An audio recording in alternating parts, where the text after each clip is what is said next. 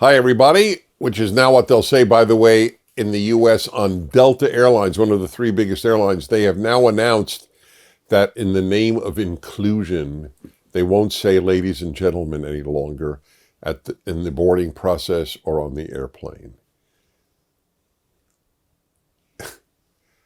Let me control myself because I really do want to unleash venom at these fools. The argument was, and I'm just saying this in passing because when I said hello, everybody, I thought about this. The argument is that if we say ladies and gentlemen, we're not inclusive. But of whom exactly are we not inclusive? Ladies are females, gentlemen are males. So even if you're trans, even if you're both, you're still male or female, or both. So whom is Delta Airlines not being inclusive of? It shows you the farce that DEI, diversity, equity, inclusion, is, that is an issue. Really, who is it not inclusive of? It is theoretically not inclusive of those individuals who neither identify as a male or a female. But then what do they identify as? Have you ever met someone who identified as neither? Not both, not trans, not even alternating some days male, some days female. Neither? Have you ever met a neither? Whom is Delta Airlines appealing to? And the answer is no one. They're doing it because they have to justify the vast sums of money spent on DEI executives, the greatest waste of money. It's such a great waste of money that I truly believe, I would put my hand on a Bible, if Delta Airlines used all the money they pay DEI executives, if all the universities did, if all the companies did, and they burned it, they would be doing greater good for the country, for society, than paying DEI executives. Is there anyone who doesn't identify as either, ever? People with multiple personality disorders identify as one or the other, different times of the day, perhaps. And I mean that. I actually had a woman who worked with me many, many years ago. I really liked her. And she was cursed, and she would acknowledge it, with having multiple personality disorder. I think that's what it's called. And she came to work as one of the personalities. But when she went home, she actually told me she would be a baby and she would enter a crib. I mean, this was the real deal. This is a tragic thing. People generally develop that because they've been traumatized as a child, and so they had to escape who they were in order to survive. It's a very, very sad story. A dear friend of mine who was a psychiatrist has treated people, even they are male or female, depending on which personality they are at any given moment. The baby may be a baby boy, the person coming to work may be an adult woman, but it doesn't matter. It doesn't exist. Or I can't say anything. There are people who identify as a cat or a dog, and I'm not saying that mockingly. I mean, but it gives you an idea of the low level. And of course, these people all went to college. You have to go to college to think that ladies and gentlemen is wrong. Okay? Yeah. People who just have a high school diploma think it's fine. Okay. And that's all because I said, hi, everybody. Is that amazing? I mean, well, at least I will be honest with you. A revelatory moment about the person you're listening to or watching. That is why I am very okay with silence. I have an entertaining brain. I admit it entertains me. In fact, if it doesn't entertain me, I think I'm failing. I began lecturing, I began giving speeches when I was 21. I have a very strange life. Can't wait to write my autobiography. And I remember by about the age of 24, it was a life-changing moment. In the middle of my speech, I said to myself in the middle of the speech, Dennis, you're boring me. And that is a real possibility with me because I'm thinking all the time. And if I have a boring thought, I get annoyed with myself. But it was because, and here is a great example. Boy, I'm really going on a free thought, whatever it's called, trip here. But this is one of the reasons almost every blessing in life. I don't mean health. Health is a blessing and it has no downside. But in your nature, the positive or the gifted parts are not just gifts. They come with a price. And the difficult parts are not just difficult, they come with a benefit. So I have a very short attention span. It takes a lot to keep my attention. In a movie, in a conversation, and even with me. And one of the reasons I'm sure that I'm interesting is because I get bored so easily. Isn't that funny sounding? But I am sure it's true because when I'm talking to you, I'm also talking to me. By obvious, I'm listening to what I'm saying. There are two listeners right now, you and me. Anyway, I just thought I'd share all of that with you. I have one more opening comment because I really want to. I have a big backlog of questions. And they all provoke really, or nearly all provoke very interesting thoughts.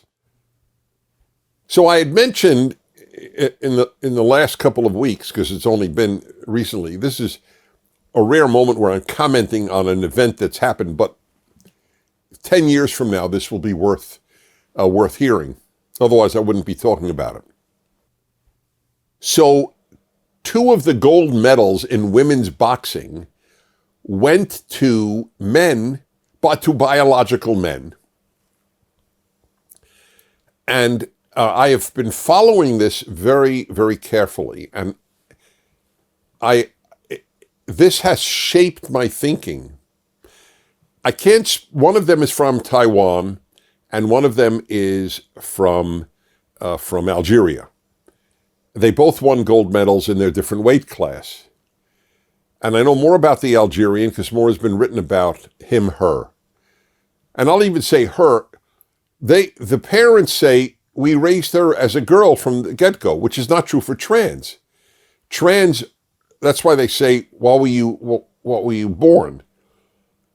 The theory or the belief was that this was a girl, which leads me to believe that this child was born with female genitals, with a vagina. Some people have speculated that which happens on rare occasions, but it happens, that you have both male and female genitals. I suspect in this case it was female, and that's why the child was raised as female and identified as female. But the reason that this individual was not allowed to box women prior to the Olympics was that the International Boxing Association, I think that was the name of the group, which the Olympics got rid of. They didn't like them for some reason. And it's the only sport that the Olympics decided who competes rather than the existing authoritative committee or group deciding for any given sport. The Olympics does not decide who's eligible except in the case of women's boxing, because they got rid of the International Boxing Association. All right, that's not important. That's important, but I have no comment on that. And the reason that they were disqualified by this group, which the International Olympic Committee got rid of was their chromosomes. Males have XY chromosomes, women have two X chromosomes. You may be able to theoretically change genitals, but you can't change chromosomes. By the way, you can't change brains either, but that's a separate, it's an important, but it's a separate issue. I believe that we should end all debates on this issue. Not how you identify, that does not count in sports. Not even what surgeries you have, not what hormones you've taken, not what hormone blockers you've taken. What are your chromosomes? So the answer to the famous question the Daily Wire posed in its documentary, Who is a Woman? Or What is a Woman? I think it was What is a Woman? Is a human being with two X chromosomes. If you look at these two boxers, they don't look female. It is, if you look at their arms and you look at, the women they boxed are really talented and strong women. Every man I know would be knocked unconscious if he fought any of these women boxers, okay? Unless you know boxing really well. I'm 6'4", I would be knocked out with one punch from a female boxer. Even the young guys here doing the video would be knocked unconscious. They're both nodding. Of course, it's a given. But look at the arms of the women boxers and look at the arms of these two males. It's especially the guy Algeria. I've seen many more pictures of him. Or the woman from Algeria. I don't have an axe to grind on what you call them. But I have an axe to grind on what's fair in women's sports. And the answer should just be, it is not on estrogen, it is not on testosterone, it is not on genitalia, it is the chromosomes, that's it.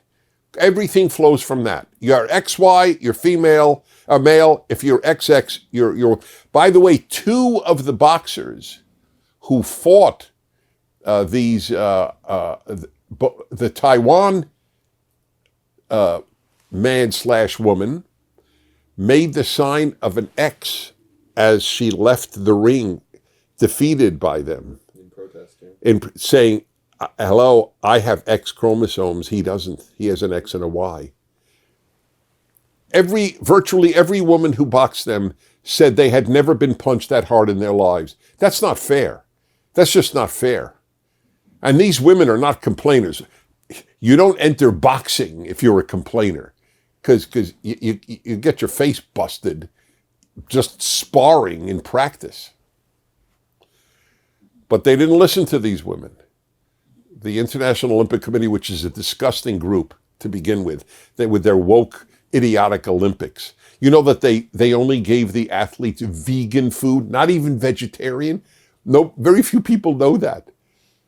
The Australians, for example, the Australian government flew in tons of food because the athletes did not want to live on cauliflower. And I like cauliflower, just for the record. I have cauliflower pizza periodically, where the crust is not flour, but cauliflower. So that is the answer. That should be the given. You want to compete in women's sports. We don't care about hormone levels. That's an absurdity. We're not going to measure your muscle mass. We just want to know what you are biologically, and that's where you fight. And if you were raised as a female, as at least the one from Algeria was, and I mean this very sincerely, my heart breaks for this person. My sense right now is that this individual did not think of, I'll use the plural, themselves as anything but a woman since childhood. Probably because of the genitalia, and therefore that's what the parents thought. This chromosome test probably came as a shock. But do you know how shocking that is to a person? My heart breaks for this person. That gold medal has lost some of its luster. Wow. I am, but I'm not really a woman. And now this person's ability to beat up every woman that she faced in the ring makes sense. I'm not saying this individual didn't work hard. I have no doubt that this individual worked hard. But it's a sort of a tragic story. So it's not mean-spirited to say just check the chromosomes and then everything else doesn't matter. If you've taken testosterone or you've dropped your testosterone, that's what does it? You think that's all that makes men stronger is testosterone? Muscle mass and bone structure, they're huge. The Italian boxer who quit after 46 seconds, she's a fighter. I mean, as her disposition is to be a fighter. But she said, I was never punched that hard in my life. I knew it couldn't take it. Another woman, I think from Bulgaria, she said, I thank God that I survived the bout. She never said that with anybody else she faced. But she didn't face anybody else with an XY chromosome. With XY chromosomes. So that's the solution to the problem. The only fair one. All right, here we go.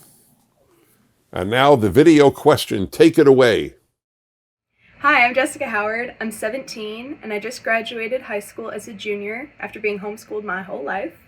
And I'm about to begin community college to study kinesiology and integrative nutrition. I'm from Monterey, California, but I spend a lot of my time in Groveland, just outside of Yosemite. My question for Dennis is, as a young woman who's about to begin community college to study things I'm very excited and passionate about, how do I prepare myself for what I know my true calling is, marriage and motherhood? Thank you. Well, as I said to my wife when I saw the question 10 minutes before, I'd marry her. I'm not 17, however, and I'm married, and there are a lot of things. And I'm also happily married, just for the record. But you get my point. You're really charming. I think it's so terrific in this day and age to hear a young woman say, you know, what I really want to be is a mother and wife. And that's really nice to hear. Makes you quite lovable. So first of all, I got to admit, the number of majors in college that I don't understand. When I went to college, I majored in history, math, is really basic words. But now, let's see, what is this one? Integrative nutrition. Let's ask Mr. Tubbs if he understands integrative nutrition. Mr. Tubbs, what do you say? That's what he says. Yeah. Good insight. Can you? No, I'm not now. I'm not joking. Do you know what it means? I would think eating healthy, eating well. Yeah, but that's nutrition. Yeah. You can't major in unhealthy eating. Yeah. Okay. So what is integrative nutrition? Do you have an idea? Right. These are smart gentlemen I work with, just for the record, and they don't have a clue. So I'm ribbing your college, not you, obviously, Jessica. But integrative. So I'm really trying to figure it out. So there's nutrition, and then how you integrate nutrition into your life. But that's what nutrition is. Eating. It's built in. It's integrative. Yeah. Okay. Anyway, Jessica, you got to send me a note. What is integrative nutrition? Anyway, that's a really interesting question, because we have an answer. How do you prepare yourself if you want to be a professor, if you want to be a historian, if you want to be a doctor, you want to be a lawyer, you want to be a CEO, you want to be a salesperson, you want to be a truck driver? We know exactly what you have to do. What do you have to do? It's a fascinating question when you think about it. What do you have to do to prepare yourself to be a mother and wife? What do you have to do to prepare yourself to be a husband and father? Obviously equally important. So what is it? What is the answer? I have to think that through. I have never thought that through. So therefore, this is a completely spontaneous response. Well, for one thing, ironically, one of the best things you could do to prepare is want to be it. The fact that you value it is already a serious element in preparing yourself to be a wife and a mother. I would say this: develop your maturity. However that is done, I may be deferring the question, because how do you become mature? Although, again, you become mature if you want to become mature. A lot of what we become is what we want to become. Because you can't be a good wife or a good mother. You could be a good CEO if you're immature. You could be anything and be immature. But you can't be a good spouse or parent and be immature. That doesn't work. Generally speaking, parenthood and marriage mature you. I say generally speaking because it doesn't work for everybody. But that's why when I hear from a lot of young people, and I don't even mean your age. What are you? What is 17? Yeah, I mean even people 25. Oh, well, I'm not ready, or I'm not ready yet to get married. I don't even know what that means. You're not ready to get married. I don't know what that means. The truth is, nobody is ready to get married. You get ready when you get married. That's I'm a behaviorist. Here's a perfect example. You act, and then you'll feel. Become a parent, then you'll become ready. In most cases, there are still people who even then won't. But that's the way we're. Same with spouse. And by the way, there's no way to really know what it's like. The person who was never married cannot really accurately imagine marriage. It's not a flaw. It's just a fact. I mean, sort of. Give a silly example. I know what it means to be a football player, but I can't imagine. I don't know what it is to be a football. I have no idea. I mean, I can think, oh, this is what it means to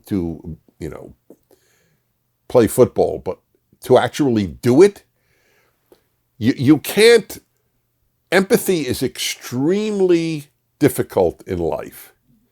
I think about the concept of empathy a great deal. I'll give you an example, the different seasons. So during the summer, when it's quite hot, I can't imagine what cold feels like, even though I live cold every winter. I've been to Antarctica. I've been to the Arctic Circle. I've been to Alaska in the winter. And I lived it, and I can't even feel it when it's summer, and vice versa. When it was 0 degrees in Fairbanks, Alaska, when I gave a speech there this past year, and you would have said to me, do you remember what it feels like, 80 degrees? No, I know intellectually behavior is what makes you feel. Get married, you'll feel marriage. Be a parent, you'll feel parenthood. But I salute you that is your great goal now, even though obviously, and it's good that you're studying some skill as well, kinesiology, which kinesiology is working out, correct? Is exercise. And so you obviously must be fit between integrative nutrition and kinesiology. And that will stand you well when God willing, you get pregnant. All right, so the first question after the video each week is PragerUnited, a member of PragerUnited, please go to PragerUnited.com, and that way you can help support PragerU, and you get a whole host of benefits. It really is a terrific program. PragerUnited.com. PragerUnited listener is Gary G. from Chagrin Falls, Ohio. Isn't there something sad about the name Chagrin Falls? Kind of. America is in that dangerous age for survival as a great civilization. That is correct. This seems to be the goal of the left, the mainstream media, and many educators. Their efforts to destroy the true history of the country, the founders, and its great achievements are reprehensible. They are. Even with all PragerU and others have been doing, we remain in catch-up mode. That's correct. With America's 250th celebration in 2 years, what comprehensive plan might PragerU launch? Perhaps in collaboration with organizations such as TPUSA, The Daily Wire, and personalities that have done 5-minute videos that celebrates and counters what they have torn down in a positive, offensive manner. Okay? The answer is we have to continue doing what we're doing. Now, it triggers an interesting thought in me. We're very, at PragerU, and I individually, very supportive of other organizations doing like-minded work. You mentioned 2 of them. We do everything we can to help them out. And they help us out. But there is no rivalry. I am proud to say this on behalf of the non-left world. There is no rivalry. TPUSA successes are my successes. Daily Wire successes are my successes, and our successes are their successes. Charlie Kirk just had me on for an hour on his show. He just gave a speech in which he cited some of my work, and Charlie and I spoke at Arizona State. Daily Wire, I adore them. I know Ben Shapiro for so many years, and it is and his family, and it has been an honor. And Jeremy Boring, who runs Daily Wire, is one of the finest human beings I have ever had the privilege of knowing. But having said all of that, it is very important that different organizations do their own thing. There are many ways. What is the old saying? I can't believe it. It's so ugly. Many ways to skin a cat. God, is that disgusting? Where did that come from? Can't think of an uglier metaphor. Many ways to skin a cat. That's disgusting. But when I think of there are many ways to, nothing else comes to mind, right? What am I saying? There are many ways to make a pizza? What? Hello? But anyway, there are, we each approach it in our own way, and that's the way it should be. What you have to do is fight on your own and help those of organizations that are fighting. And by the way, I would add another one, talk radio. People forget, talk radio has been there since well before TPUSA, PragerU, or Daily Wire. And it continues to be there. I broadcast every day, nationally and internationally for that matter. That's a very important thing to be aware of as well. What's our timing? We're done.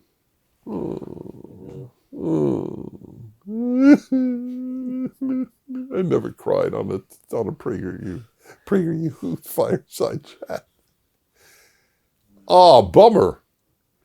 We got questions from Israel, Tennessee, Germany, Pennsylvania, Austria, Japan, Mexico, Brazil, and Georgia. No, California. That's really something. Maybe next week I'll just concentrate more on questions. But I had a real bunch of thoughts that led to a whole bunch of other thoughts. Anyway, that reminds me to remind you, this is meant all seriousness. What number chat was this? 354. 354. You could, I use this metaphor all the time. You could throw a dart at any number between 1 and 354 and choose to watch that fireside chat. And I promise you, and this, I don't think this is arrogant, you will get a lot out of it. I put in a lot into it. I put a lot into it. And we have discussed really important things every one of 354 fireside chats. So do go back, show it to your kids and friends, and I'll see you next week.